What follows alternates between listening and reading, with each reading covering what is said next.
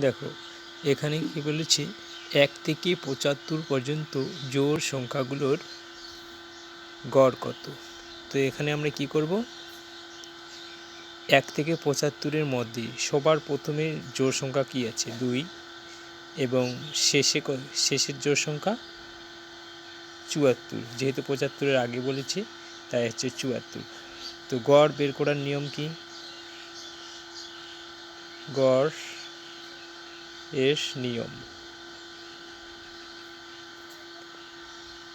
প্রথম সংখ্যা যোগ হচ্ছে শেষ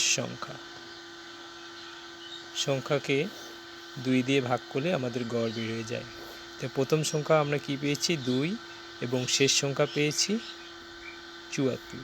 এবার 2 দিয়ে ভাগ করব, 2টা যোগ করলে হচ্ছে 74, 75, 76, নিচে হচ্ছে 2 দিয়ে যদি আমরা 76-কে ভাগ করি মানে কাটি, লঘিষ্ঠ করি, তাহলে হচ্ছে 3 দুগুণী 6, 7-এর থেকে 6 গেলে থাকে 1, হলো 16, 8 দুগুণী 16, তাহলে হচ্ছে 38।